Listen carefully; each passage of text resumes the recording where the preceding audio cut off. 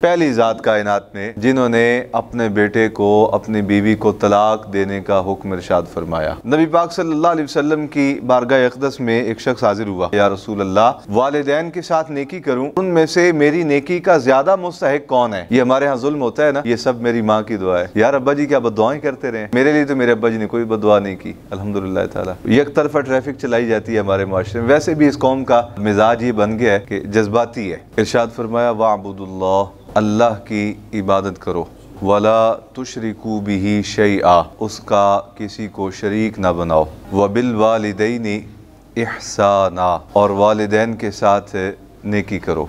कुरान मजीद फुरक़ान हमीद की बहुत सी आयात ऐसी हैं जिनमें अल्लाह रब्बुल आलमीन ने अपनी इबादत के बाद वालिदैन के साथ एहसान करने, नेकी करने का हुक्म इरशाद फरमाया। जिस तरह अल्लाह रब्बुल आलमीन अपने बंदे को नेमतें अता फरमाता है और उन नेमतों के एवज़ उससे कुछ नहीं मांगता, वालिदैन के अंदर भी अल्लाह रब्बुल आलमीन ने ये ख़ासियत और कमाल और शफ़क़त और मोहब्बत रखी होती है कि वो अपने बच्चों को बग़ैर किसी इवज़ के नेमतें देते हैं।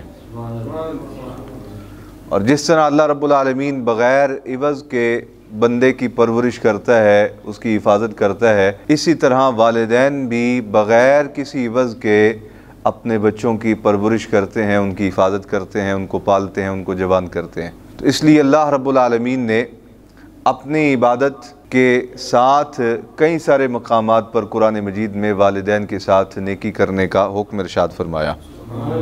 और एक बड़ी खुसूसियत वाली बात देखें कि जिस तरह अल्लाह रब्बुल आलमीन अपने बंदों को नेमतें देता हुआ उकताता नहीं। ऐसा नहीं कि अल्लाह रब्बुल आलमीन अपने बंदों को एक नेमत अता करे, दूसरी अता करे, तीसरी अता करे, चौथी अता करे, पाँचवीं छठी अता करे, फिर ये कहा जाए कि अब रब तुम्हारा उकता गया है तुम्हें नेमतें देने से। अल्लाह की ये शान है कि वो अपने बंदों को नेमतें अता करता हुआ थकता नहीं, उकताता नहीं। वालिदैन के अंदर भी अल्लाह रब्बुल आलमीन ने ये ख़ासियत और कमाल रखा होता है कि वो अपने बच्चों को नेमतें जो उनके रब ने अता कर रखी हैं वो अपने बच्चों को देते हुए न थकते हैं न उकताते हैं। हत्ता के वालिदैन बूढ़े हो जाएं, उनकी ज़िंदगी के आखिरी लम्हात हों, उस लम्हे भी उनको जो चीज़ मिले वो कहते हैं, ए मेरे पुत्र नु दे आओ जाके, आ मेरे धी नु दे आओ जाके।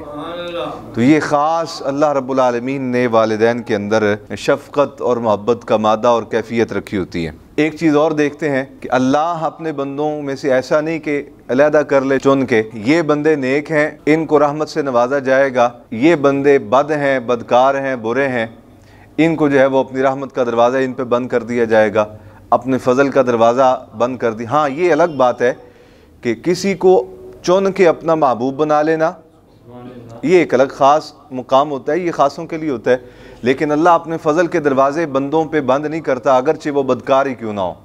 इसी तरह वालिदैन के अंदर भी अल्लाह रब्बुल आलमीन ने ये ख़ासियत रखी है कि वालिदैन की औलाद लायक हो वो तब भी उनसे मोहब्बत करते रहते हैं, उन पर शफ़क़त करते रहते हैं, और अगर नालायक हों तो तब भी वो मुँह नहीं मोड़ते अपनी औलाद से। वो नालायक होने के बावजूद भी, नाफरमान होने के बावजूद भी अपनी औलाद से मोहब्बत और शफ़क़त करते रहते हैं। ये ख़ासियत भी अल्लाह रब्बुल आलमीन ने वालिदैन के अंदर अपनी औलाद के मुतालिक रखी। इसीलिए कुरान मजीद में कई सारे मकामात पे अपनी इबादत का जहाँ हुक्म इरशाद फरमाया वहाँ वालिदैन के साथ नेकी करने और सिला रहमी करने और खैर का रवैया रखने का भी हुक्म इरशाद फरमाया। माँ बाप के साथ कुछ नेकियाँ ऐसी हैं कि जो गोया यूँ समझ लें कि औलाद पर वाजिब हैं। देखें, जहाँ नेकी का लफ्ज़ इरशाद फरमाया ना, तो इससे ये जहन में आ सकता है चलो जितना हम कर सकें उतना किया जाए। नहीं, कुछ नेकियां ऐसी हैं कि जो औलाद पर वाजिब हैं कि वो अपने माँ बाप के साथ करें। उनमें से आप यूँ समझ लें, वालिदैन की खिदमत करना औलाद पर वाजिब है। औलाद जब तक ताकत रखती है अपने वालिदैन की खिदमत करने की, उस वक़्त तक खिदमत करना वालिदैन की औलाद पर वाजिब है। माँ बाप के साथ ये भी नेकी हमारे बुज़ुर्गों ने और मशाइख ने लिखी कि औलाद अपने वालिदैन के सामने ऊंचा ना बोले, अपनी आवाज़ों को पस्त रखे, धीमा रखे। वालिदैन के सामने चीख के चिल्ला के ना बोलना, ये भी एक नेकी है। उनके साथ सख्ती से बात ना करे, झड़के ना उनको, कुरान मजीद में एक मुकाम पर इरशाद फरमाया उफ़्फ़िम वला तनहरहुमा, उफ़ भी ना कहो, क्या कहो, वक़ुल लहुमा क़ौलन करीमा। वालिदैन से जब भी बात करो नरमी से बात करो, आहिस्ता बात करो, सोहनी बात करो, मीठी बात करो, सख्ती से बात ना करना। ये भी माँ बाप के साथ एक नेकी है। वालिदैन अगर कोई मुतालबा कर दें तो औलाद पर ज़रूरी है कि औलाद अपने वालिदैन के मुतालबे को पूरा करे। बल्कि यहाँ तक आगे तफसील आएगी कि फरमाया गया कि अगर कोई शख्स नफल नमाज पढ़ रहा है और उसकी माँ उसे आवाज़ दे दे तो वो माँ के आवाज़ देने पे नफल नमाज तोड़ दे, अलबत्ता फ़र्ज़ नमाज ना तोड़े, क्योंकि फ़र्ज़ नमाज को तोड़ना ये आका अलैहिस्सलाम का ख़ासा है। ये हुज़ूर को शान अता फरमाई कि महबूब बुलाए तो हालत नमाज में भी हो तो नमाज तोड़ के महबूब की बारगाह में हाज़िर हो जाओ। लेकिन अगर नफल नमाज पढ़ रहा है बंदा और माँ आवाज़ दे लेती है तो उलमा फरमाते हैं कि वो नफल नमाज तोड़ दे और माँ की खिदमत में हाज़िर हो जाए। अलबत्ता अगर फ़र्ज़ नमाज पढ़ रहा है तो फ़र्ज़ नमाज पढ़ते हुए किसी की भी आवाज़ पर नमाज ना तोड़े। माँ बाप के साथ एक नेकी ये भी है कि वो अपनी ज़रूरियात पर माँ बाप की ज़रूरियात को तरजीह दे। देखें ना, ज़रूरत मेरी ज़ाती है, एक ज़रूरत मेरे माँ बाप की है। मिसाल के तौर पे आप यूँ समझ लें, अब माँ बाप ज़ईफ़ुल उम्र हैं, उनकी दवाई लानी है, और एक तरफ मेरी ज़ाती ख्वाहिश है कि मैं मोबाइल ख़रीद लूँ। अच्छा, एक तरफ माँ बाप की ख्वाहिश है हमें छड़ी नहीं मिल जाए, हमारे लिए सवारी जो है वो कोई मुनासिब इंतज़ाम हो जाए कि जिससे हमारे लिए सफ़र करना आसान हो। एक तरफ मेरी ज़ाती ख्वाहिश है कि मैं अगली मोटरसाइकिल बेच के नई मोटरसाइकिल ख़रीद लूँ, पहली जो गाड़ी है वो साल हो गया चलाते हुए, वो बेच के नई गाड़ी ख़रीद लूँ। अपनी जो ज़रूरियात हैं, फरमाया माँ बाप के साथ नेकी ये है कि अपनी ज़रूरियात पर माँ बाप की ज़रूरियात को तरजीह दे। इसलिए कि सूरह लुक़मान शरीफ में इरशाद फरमाया ववस्सैनल इंसान बिवालिदैहि, अल्लाह रब्बुल आलमीन ने इंसान को हुक्म इरशाद फरमाया है अपने वालिदैन की खिदमत करने का। अल्लाह ने वसीयत इरशाद फरमाई है ववस्सैनल इंसान बिवालिदैहि। क्यों? आगे कैफियत बयान की, वहमलतहु उम्मुहु वहनन अला वहनिन। फरमाया इसलिए कि वालिदैन में से जो माँ है ना, माँ, इसने तकलीफ़ दर तकलीफ़ उठाई और 9 महीने या 10 महीने तक इसे अपने पेट का बोझ बना के रखा है। नबी पाक सल्लल्लाहु अलैहि वसल्लम की बारगाह अक़दस में एक शख्स हाजिर हुआ। आज से सैयदना अबू हुरैरा रज़ियल्लाहु तआला अन्हु बयान करते हैं कि एक शख्स आया और उसने आका अलैहिस्सलाम की बारगाह अक़दस में हाजिर होकर सवाल अर्ज़ किया, या रसूल अल्लाह, वालिदैन के साथ नेकी करूँ और उनमें से मेरी नेकी का ज़्यादा मुस्तहिक कौन है, माँ या बाप? आका अलैहिस्सलाम ने इरशाद फरमाया तेरी माँ तेरे हुस्न सलूक का ज़्यादा इस्तेहकाक रखती है, ज़्यादा मुस्तहिक है। उसने फिर अर्ज़ किया, या रसूलल्लाह इसके बाद दूसरा दर्जा? फरमाया तेरी माँ का। उसने फिर अर्ज़ किया, या रसूलल्लाह इसके बाद तीसरा दर्जा? फरमाया तेरी माँ का। जब 3 बार माँ का जिक्र इरशाद फरमाया तो चौथी बार खुद ही इरशाद फरमाया इसके बाद चौथा दर्जा तेरे बाप का है। इसका एक सबब सूरह लुक़मान शरीफ की जो आयत मुक़द्दसा मैंने तिलावत की उसमें ख़ुद बयान कर दिया। अल्लाह रब्बुल आलमीन ने फरमाया हमलतहु उम्मुहु वहनन अला वहनिन, 9 महीने तक तेरी माँ ने तेरा बोझ उठाया है। अच्छा, ये हमल, फिर वज़े हमल औलाद का पैदा होना, फिर 2 साल तक उसे दूध पिलाते रहना। दिन को तो बाज़ औक़ात बंदा कहता है कि ठीक है अभी मैं जाग रहा हूँ तो मैं खिदमत कर लूँगा, लेकिन जब रात सोता है इंसान तो फिर उसको नींद बड़ी प्यारी होती है। उस लम्हे भी माँ वो ज़ात होती है कि जो बार बार उठ उठ के देखती है कि मेरे पुत्र को ठंड तो नहीं लग रही, मेरा पुत्र कहीं उसकी तबीयत नासाज तो नहीं है, मेरे बच्चे को भूख तो नहीं लग रही, प्यास तो नहीं लग रही। वो 2 महीने 2 साल तक मुसलसल इस कैफियत से गुजरती है। एक ये कुरान मजीद में फरमाया हमलतहु उम्मुहु वहनन अला वहनिन, कि फरमाया तेरी माँ ने तुझे 9 माह तक उठाए रखा, एक कैफियत ये। और उसके बाद जब पैदाइश होती है तो वो पैदाइश का जो मरला होता है वो गोया औरत ज़ात के लिए ऐसा होता है कि अभी मरी अभी मरी अभी मरी अभी मरी, ये कैफियत होती है। और फिर उस तकलीफ़ से गुजरने के बाद फिर आगे 2 साल तक मुसलसल दूध पिलाना। व फ़िसालुहु फ़ी आमैन अनिश्कुर ली वाली वालिदैका इलैयल मसीर। फरमाया फिर ए माँ तुम 2 साल तक अपने बच्चों को दूध पिलाओ। तो ये एक तकलीफ़ दे मरला होता है वज़े हमल से लेके वज़े हमल और वज़े हमल से लेके फिर आगे 2 साल तक रज़ात का दूध पिलाने का। इसलिए आका अलैहिस्सलाम ने इरशाद फरमाया कि तेरी माँ तेरे हुस्न सलूक की ज़्यादा मुस्तहिक है। 3 बार इरशाद फरमा के फरमाया चौथी बार कि तेरा बाप जो है वो तेरे उसने सलूक का मुस्तहिक है। इसमें उलमा ने एक तत्बीक बयान की है। कई सारी हदीस ऐसी मौजूद हैं कि जिनमें वालिद की बड़ी शान बयान की गई, और कई सारी इस तरह की हदीस मौजूद हैं कि जिनमें वालिदा की बड़ी शान बयान की गई है। तो उलमा फरमाते हैं कि देखो, इंसान के दुनिया में आने का दोनों ज़ातें सबब हैं। अगर वालिद ना होता, अकेली वालिदा से तो सिर्फ एक ही ज़ात पैदा हुई है, हज़रत ईसा अलैहिस्सलाम की। तो बकिया आम इंसान जितने भी हैं उनके दुनिया में आने का दोनों ज़ातें, वालिद और वालिदा, सबब बनी है।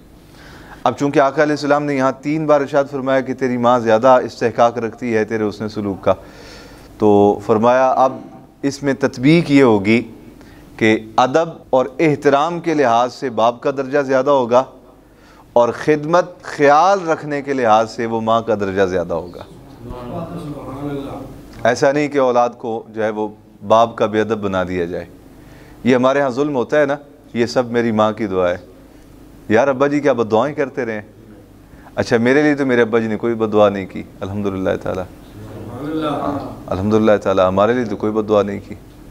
मेरा ख्याल है ये जितने लोग ज़मीन पे चल फिर रहे हैं, किसी के लिए भी उसके वालिद ने बद्दुआ नहीं की होगी। दुआएं करते हैं, मेहनत ही करते हैं, मुशक्क़त ही करते हैं, तो एक तरफा ट्रैफिक चलाई जाती है हमारे माशरे में। वैसे भी इस कौम का मिजाज ये बन गया है कि जज्बाती है, और जज्बात में वो बातें कह जाती है कि जो नहीं कहनी चाहिए।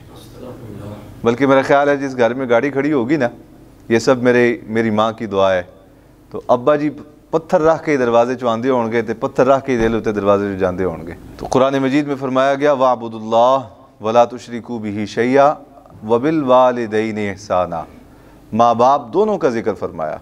सूरह लुक़मान की तिलावत की, आयत नंबर 14 की, तो उसमें भी फरमाया ववस्सैनल इंसाना बिवालिदैहि, अल्लाह रब्बुल आलमीन दोनों का बराबर खिदमत करने का हुक्म इरशाद फरमा रहे हैं। एक तरफ अगर ये फरमाया कि तुम्हारी माँ तुम्हें आवाज़ दे तो नफल नमाज पढ़ रहे हो तो छोड़ दो, तो दूसरी तरफ ये भी फरमाया गया वालिद अगर तुम्हें कोई काम करने का हुक्म दे तो फरमाया उसको भी लाजिम करो। हत्ता कि अगर वालिद तुम्हारी बीवी के मुतालिक तुम्हें तलाक देने का हुक्म दे दे तो फरमाया तलाक दे दो। सुनन इब्न माजा शरीफ में रिवायत मौजूद है, हज़रत सैयदना अब्दुल्लाह बिन उमर रज़ी अल्लाह तआला अन्हु बयान करते हैं, ये हज़रत फ़ारूक आज़म रज़ी अल्लाह तआला अन्हु के साहबज़ादे हैं और जलीलुल क़द्र सहाबी हैं, बुज़ुर्ग सहाबा में से हैं। हज़रत अब्दुल्लाह इब्न उमर रज़ी अल्लाह तआला अन्हु फरमाते हैं मेरे निकाह में एक औरत थी और मैं उससे मोहब्बत करता था, मुझे वो पसंद थी, मेरी बीवियों में से मुझे वो बीवी पसंद थी।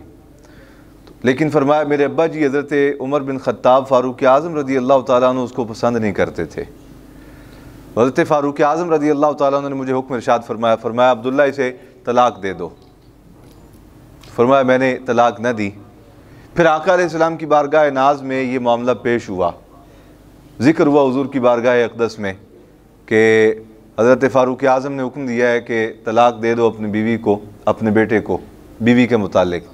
तो आका अलैहिस्सलाम ने इरशाद फरमाया अब्दुल्ला तू अपने वालिद के हुक्म पर अमल कर और अपनी बीवी को तलाक दे दे। गोया वालिद अगर ये हुक्म दे तो तलाक दे देनी चाहिए, अगरचे इंसान को वो औरत पसंद ही क्यों ना हो। तिरमिज़ी शरीफ में हज़रत अबू दरदा रज़ी अल्लाह तआला अन्हु, ये सहाबी रसूल हैं, इनसे रिवायत है, फरमाते हैं एक शख्स ने मुझसे कहा मेरी एक बीवी है और मेरी माँ उसको तलाक देने का हुक्म देती है। एक रिवायत में बाप का भी जिक्र है कि मेरी एक बीवी है और मेरा बाप उसे तलाक देने का हुक्म देता है। तो हज़रत अबू दरदा फरमाते हैं मैंने उसे कहा तलाक दे दो, इसलिए कि मैंने आका अलैहिस्सलाम को ये फरमाते हुए सुना कि वालिद जन्नत के दरवाज़ों में से दरमियाना दरवाज़ा है, और हुज़ूर ने फरमाया तुम चाहो तो उसे संभाल लो, चाहो तो उसे ज़ाय कर दो। यानी वालिद जब हुक्म दे रहा है कि तलाक दे दो तो फिर फरमाया तुम तलाक दे दो, अब तुम्हारी मर्ज़ी है, वो जन्नत का दरमियानी दरवाज़ा संभाल लो, ये जन्नत का दरमियानी दरवाज़ा तुम ज़ाय कर दो। थोड़ा औखा लग रहा है ना गल सुनना, असी चूँकि मिजाज बना ले हुए ना, बस अब्बा जी ने शादी कर दी थी, हुण अब्बा जी जान अपना काम करन जाके कि हुण सानू साडी ज़िंदगी जीन देन। हाँ, ये मिजाज बन गया इस कौम का। कहते हैं अब्बा जी ने बस पालना था, जवान कर दी है, अब अपना काम करें जाके।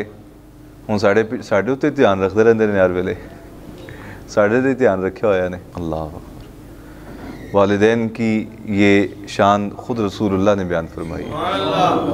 अच्छा, सबसे पहले अपने बेटों को तलाक दे देने का हुक्म देने के हवाले से वो ज़ात हज़रत सैयदना इब्राहीम खलीलुल्लाह की है। पहली ज़ात कायनात में जिन्होंने अपने बेटे को, अपनी बीवी को तलाक देने का हुक्म इरशाद फरमाया वो हज़रत सैयदना इब्राहीम खलीलुल्लाह है। बेटा बीवी को पसंद करता था। हज़रत इब्राहीम खलीलुल्लाह गए, दरवाज़े पे दस्तक दी। बहू रानी जो थी उन्होंने कोई अच्छे अंदाज में खुश आमदीद न कहा, खिदमत न की। वापस पलटे तो अपने बेटे को नसीहत की, फरमाया तुम चाहते हो कि तुम्हारी ज़िंदगी सुखी रहे तो इसे तलाक दे दो। हम लोग तो बात ही नहीं सुनते अपने वालिदैन की, है ना। हाय हाय हाय। मैंने बीवियों की खातिर बुज़ुर्ग वालिदैन को चपेड़े मारते बच्चों को देखा है। यहाँ हमारे पीछे एक बंदा नमाज़ पढ़ता है, अल्लाह सानू उदे शर तो बचा के रखे। मुझे उसके बारे में इत्तला मिली कि ये अब बीवी की आंखें लग के अपनी माँ को चपेड़े मारता है। तो मैं जब गुज़रता तो उसके घर से आगे से अक्सर गुज़रता है कि मैं देखूं तो सही कि वाक़तन बात ऐसी है या गलत मारूफ हो गया है। एक दफ़ा मैं उसके घर के आगे से गुज़रा तो अंदर से आवाज़ आ रही थी रोने की। मैं कान लगा के सुनने लग गया तो मुझे एहसास हुआ कि ये किसी जवान औरत की नहीं है, ज़ईफ़ुल उम्र माँ की। फिर वो बातें मैंने कानों से सुनी कि वो बदबख्त को चाबी दी जा रही थी उसकी बीवी की तरफ से और वो माँ को चपेड़े मार रहा था। उंज एडी एडी दाढ़ी रखी हुई जनाब ने, ते अद्धी अद्धी शलवार जड़ी ना पिंडली तक उन्होंने चुकी होंगी, अद्धी अद्धी पिंडली नंगी होंगी, शलवार शाही होंगी। बहुत बड़े अलामत उद्दाहर हैं, बहुत बड़े फ़क़ीह शहर हैं। किसी नेक बंदे पे उनकी तबीयत राज़ी नहीं होती, हर आलिम पे, हर बुज़ुर्ग पे, हर नेक आदमी पे एतराज़ करते हैं और कैफियत उनकी ये है कि वो बीवी के आके लग के माँ को चपेड़े मारते हैं।